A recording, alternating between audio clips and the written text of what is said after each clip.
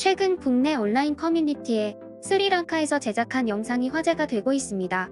10년 전에 제작된 영상이지만 유튜브의 알 수 없는 알고리즘으로 갑작스럽게 주목받으면서 폭발적인 조회수를 기록하며 역주행 중입니다.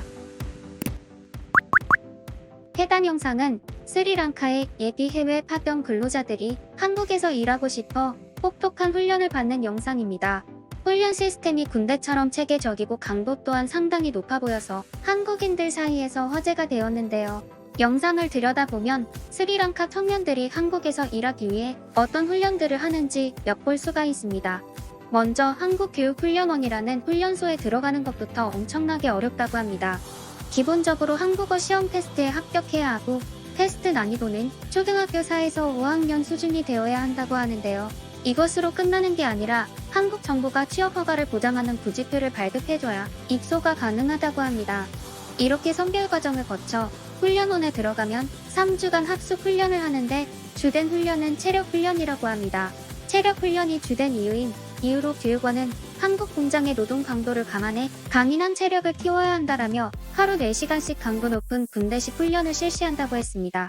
이에 덧붙여 건강한 신체를 가져야 건전한 사고를 가질 수 있다며 밝은 표정으로 인사하기, 이해하고 적극적으로 대답하기, 솔선수범하는 자세 등을 익힌다고 전했습니다. 체력 훈련이 끝나면 언어 훈련이 시작되는데 언어 훈련에서는 의무적으로 한국어로 읽고 쓰도록 교육하고 특히 공장에서 일하는 것에 특화되어 있어 공장 용어와 한국식 예절을 배운다고 했습니다. 이들은 예절 바르고 열심히 일하는 청년이야말로 한국에서 원하는 근로자일 것이라며 한국의 식사 예절까지도 가르치고 있습니다.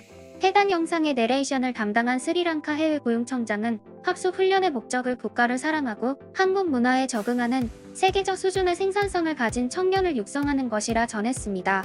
그는 영상 말미에 이렇듯 체계적이고 엄격하게 훈련된 스리랑카 청년들을 이제 한국에 파견하고자 한다며 한국의 사장님들이 스리랑카 청년들을 많이 고용하고 사랑으로 보살펴 주실 것을 간절히 바랍니다라고 말하며 적극적으로 스리랑카 청년들을 홍보했습니다.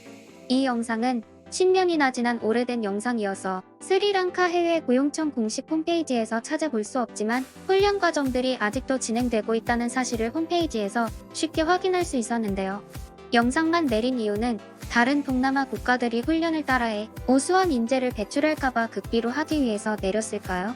아무튼 이렇게 훈련받아 한국에 허가받아 들어온 스리랑카 근로자는 3,400 정도일 것이라고 통계청에서 2018년에 발표했습니다. 스리랑카뿐만 아니라 수많은 동남아시아 국가에서 한국으로 일하러 오고 싶어 한국어를 배우거나 다른 교육들을 받습니다. 그런데 매번 한국이 너무나도 싫다고 언론을 통해 떠들어대는 나라에서도 한국으로 가는 게 인기 절정인데요. 한국과 일본은 협정을 통해 매년 10,000명의 임원에 한해 워킹홀리데이 비자를 발급하고 있습니다. 워킹홀리데이 비자는 비자 기간 동안 해당 국가 내에서 합법적으로 일하며 여행을 다닐 수 있는 비자인데요. 지금은 바이러스 대유행으로 인해 올 수가 없지만 코로나 이전까지만 해도 일본인들의 한국행 워킹홀리데이 비자 신청은 매년 꾸준하게 증가해왔습니다. 매년 1월 1일부터 선착순으로 접수가 되는데 수많은 일본인들이 신청하기 때문에 최대한 빨리 해야 한다고 일본의 블로그에서 봤는데요.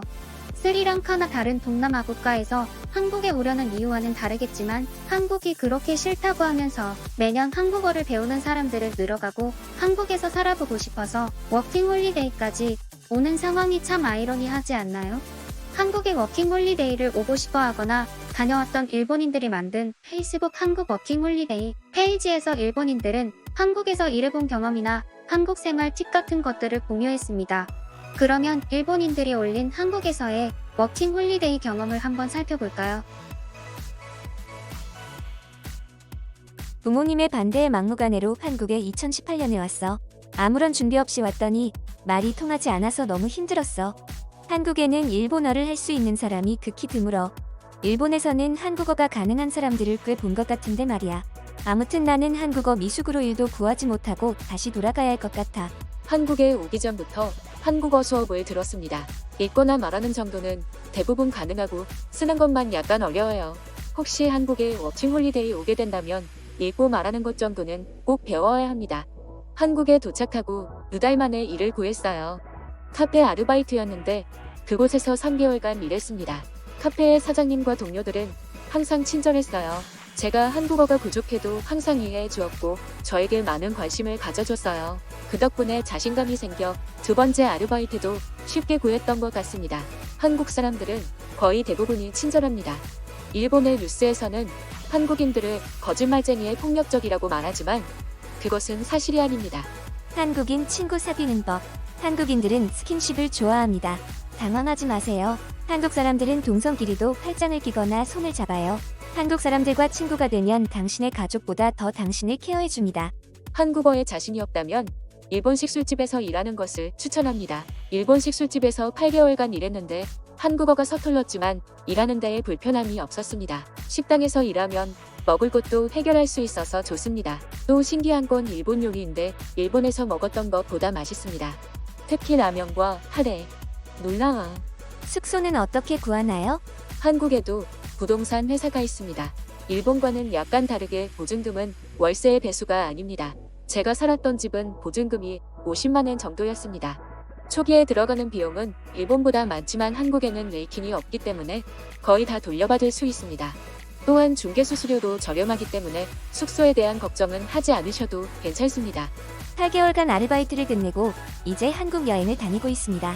저는 일본 라멘 가게에 일했는데 솔직하게 말해서 한국어 실력이 부족해서 할 수 있는 아르바이트가 거의 없었습니다. 처음 한국에 와서 3개월간 어학당에 다녔는데 한국어 중급 정도의 실력밖에 되지 못했습니다. 지역은 수원이라는 지역이었습니다. 서울에 살아보고 싶었지만 어쩔 수 없었습니다. 이 지역에는 정말로 일본인이 거의 없었기 때문에 한국어를 배우기에 너무 좋았습니다. 지금 생각하니 정말 수원으로 오길 잘했다고 생각합니다. 그리고 한국의 아르바이트 시급이 일본에 한참 못 미친다고 소문이 나 있는데 그건 옛날 이야기일 뿐이고 지금은 제가 일본에서 했던 아르바이트보다 시급이 좋았습니다. 직종마다 다를 수 있지만 보통 일본과 비슷하거나 높습니다. 맞아요. 저도 일본에서 했던 아르바이트보다 시급이 높았습니다. 또한 일도 훨씬 편했습니다.